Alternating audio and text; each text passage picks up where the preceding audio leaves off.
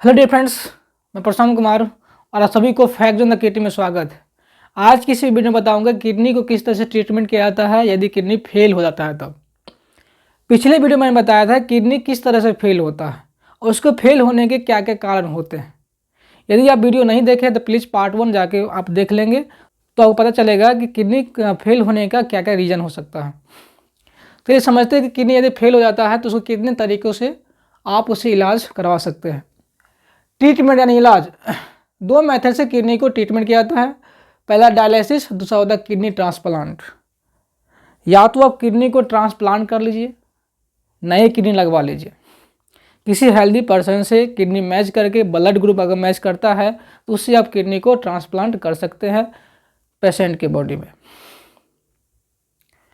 यदि इंसान मरा हुआ है, उसका ब्लड और किडनी बढ़िया है, ब्लड मैच कर रहा है, तो मरा हुआ इंसान 24 घंटा के अंदर में ही उसकी किडनी को वहाँ से हटाकर पेशेंट के बॉडी में फिट किया जाता है। यदि कोई जीवित है, अपना किडनी डोनेट करना चाहता है तो वो भी किडनी को डोनेट कर सकता है। क्योंकि हम सभी को पता है कि किडनी पेयर में होता है यानी जोड़ा में होता है, तो एक किडनी को वो डोनेट कर सकता है। एक किडनी पर भी वो उसका पूरा लाइफ, नॉर्मल लाइफ वो जी सकते हैं। क्योंकि एक किडनी को हटने से उसके अंदर एक ही किडनी रह जाता है और वह एक किडनी धीरे धीरे थोड़ा बड़ा हो जाता है। क्योंकि उसका सारा काम एक ही किडनी परफॉर्म कर रहा होता है, तो किडनी का साइज नॉर्मल से थोड़ा बड़ा हो जाता है। ये था किडनी ट्रांसप्लांट। दूसरा dialysis. Dialysis fully artificial method है। इस मेथड से यानी मशीन के द्वारा ब्लड को फिल्टर किया जाता है। डायलिसिस, तो डायलिसिस को फर्दर दो भागों में बांटा गया, यानी कि डायलिसिस दो मेथड से किया जाता है। पहला है हेमियोडायलिसिस, दूसरा है पेरिटोनियल डायलिसिस। ये जो डायग्राम देख रहे हैं ये डायलिसिस का फर्स्ट मेथड यानी हेमोडायलिसिस के डायग्राम है। इसके अंदर क्या होता है, अब इस डायग्राम को एक एक स्टेप को समझिए। सबसे पहले बॉडी से ब्लड को निकाला जाता है, वो भी किससे? ब्लड वेसल में। कौन वेसल से? आर्टरी से। देखिए ब्लड वेसल जनरली मेनली दो प्रकार के होता है, आर्टरी और वेन। उसमें से जो आर्टरी ब्लड वेसल्स होते हैं वो ब्लड को लेकर पूरे बॉडी में जा रहे होते हैं हार्ट से, और वेन जो होते हैं पूरे बॉडी से अलग अलग पार्ट से ब्लड को कलेक्ट कर कर हार्ट की ओर वो ले आ रहा होता है। आर्टरी से ब्लड को निकाला जाता है किसके थ्रू? पंप के थ्रू। यहाँ पंप लगा होता है, वहाँ से यहाँ से ब्लड को खींचा जाता है और इस ब्लड को खींचकर इस डायलाइजर मशीन में रखा जाता है। आप देख रहे हैं ये जो सेटअप है ये मशीन का सेटअप है। हालांकि इस मशीन को हम डायलाइजर मशीन कहते हैं। इसके बाद देख रहे हैं कि ब्लड इस तरह से रन कर रहा होता है, यहाँ से ब्लड रन कर रहा होता है। आप ये देख रहे हैं इस तरह से, ये जो क्वाइल्ड शेप आपको दिख रहा है, एक्चुअली में ये सेल्यूलोज के बना हुआ एक क्वाइल्ड शेप ट्यूब होते हैं। ये ट्यूब जो होता है वो सेमी परमिएबल मेम्ब्रेन होता है। इस मेम्ब्रेन का क्या काम है? हालांकि इसमें ब्लड रन कर रहा होता है, लेकिन ब्लड का जो स्पीड होता है वो धीरे होते हैं। स्लो ब्लड यहाँ पे आगे की तरफ चल रहा होता है। ब्लड में प्रेजेंट नाइट्रोजनियस वेस्ट जिसे हमें फिल्टर करना होता है, और ब्लड में कुछ आयंस जो जिसकी मात्रा जिसकी लेवल ज़्यादा बढ़ गया रहता है, वो चीज़ें आयंस और नाइट्रोजनियस वेस्ट इस सेमी परमिएबल मेम्ब्रेन के जरिए ब्लड से बाहर आ जाता है। नीचे लिखा हुआ आप इस तरह के एक बीकर है। इस बीकर में डायलाइसिस फ्लूइड होता है जो इस डायलाइजर मशीन में रखा जाता है। ये फ्लूइड इस मशीन में पहले से भर दिया जाता है। उसके बाद ब्लड इस क्वाइल में उतारा जाता है यानी फ्लो करवाया जाता है।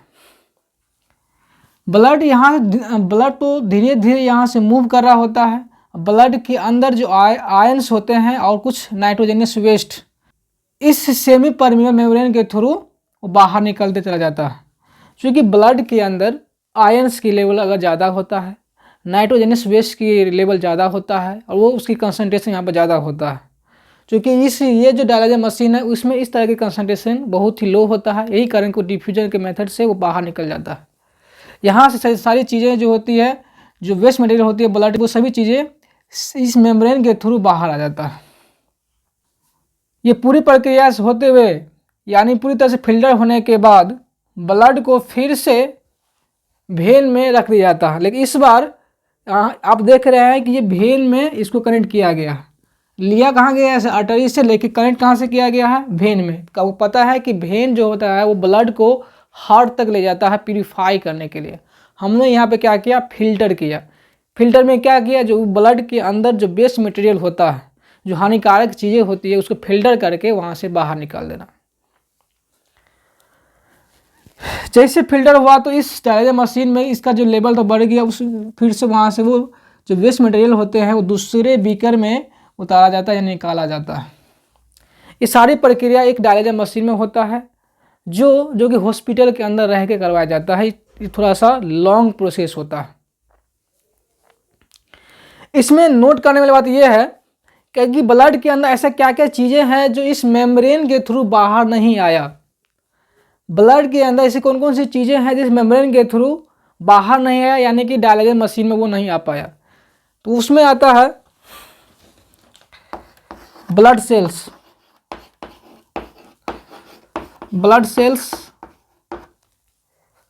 प्रोटीन, ये सब जो होते हैं वो इस मेम्ब्रेन के थ्रू बाहर नहीं आता है। क्योंकि इसका जो शेप होता है बड़ा होता है और ये मेम्ब्रेन बहुत ही महीन होते हैं, बहुत छोटे छोटे इसमें छिद्र होते हैं, नहीं के बराबर इसमें छिद्र होते हैं। तो बड़ा चीज़ें जो होती है उस मेम्ब्रेन के थ्रू बाहर नहीं आ पाता, उसमें फंस जाता है। यही कारण है कि ये सब ब्लड में ही रह जाता है।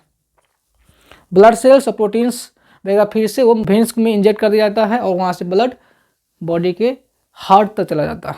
तो इस प्रोसेस को हम कहते हैं, कौन सा ये डायलिसिस है? हेमोडायलिसिस है।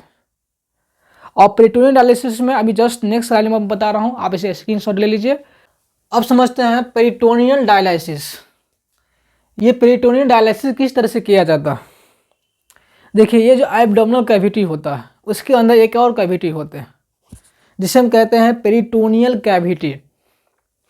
ये जो कैविटी आपको दिख रहा है इस कैविटी को कहा जाता है पेरिटोनियल कैविटी, जो एब्डोमिनल पार्ट से शुरू होता है। यहाँ पे मैंने कुछ ऑर्गन को इंडिकेट किया हूँ। ये जस्ट एक लीवर है, मैंने लीवर को यहाँ पे डिनोट किया हूँ। ये जो देख रहे हैं आप, ये सब अलग अलग ऑर्गन है। ये सब अलग अलग ऑर्गन है, मैंने इसे अलग से सेपरेट किया। अब देखिए इसमें होता क्या है। सबसे पहले ये जो पेरिटोनियल कैविटी है उसके ऊपर ये जो लाइन दिख रहा है आपको, इसे कहा जाता है पेरिटोनियल मेम्ब्रेन। और ये मेम्ब्रेन भी सेमी परमिएबल मेम्ब्रेन होता है, सेम वैसे ही काम करता है। इसमें किया क्या जाता है कि पहले एक डायलिसिस फ्लूइड कैथेटर के हेल्प से इस कैविटी में इंजेक्ट किया जाता है। अब ये डायलिसिस फ्लूइड कहाँ तक आ जाएगा? पेरिटोनियल कैविटी में। उसके पीछे देखिए ये जो लाइन दिख रहा है आपको, ये ब्लड कैपिलरीज होते हैं। प्रत्येक कैविटी के सराउंडिंग में आसपास उसके जस्ट बगल में ब्लड कैपिलरी दौड़ रहा होता है। चूँकि ये ब्लड कैपिलरीज है तो इसके अंदर ब्लड के सारे मटेरियल्स इसमें दौड़ रहा होगा। इस मेथड से हम करना क्या चाहते हैं? देखिए ब्लड कैपिलरीज में होगा क्या? अमोनिया, यूरिक एसिड की मात्रा ज़्यादा होता है। यूरिक एसिड की मात्रा ज़्यादा होने से गठिया नामक रोग भी होता है। तो यूरिक एसिड, अमोनिया, खासकर नाइट्रोजनियस वेस्ट का जो कंसंट्रेशन होगा इस ब्लड वेसल्स में ज़्यादा होगा, यानी कि कैपिलरीज में ज़्यादा होता है, जिसके वजह से यहाँ से जितने सारे नाइट्रोजनियस वेस्ट होगा वो सभी नाइट्रोजनियस वेस्ट हायर कंसंट्रेशन से लोअर कंसंट्रेशन की तरफ जाएगा बाय डिफ्यूजन मेथड। यानी कि सभी चीज़ें यहाँ से जो भी होगा वेस्ट मटेरियल वो इसमें इन कर जाएगा, इस कैविटी में वो इन करेगा। इन करने के बाद ये कैविटी क्या होगा? इस वेस्ट मटेरियल से भर जाता है।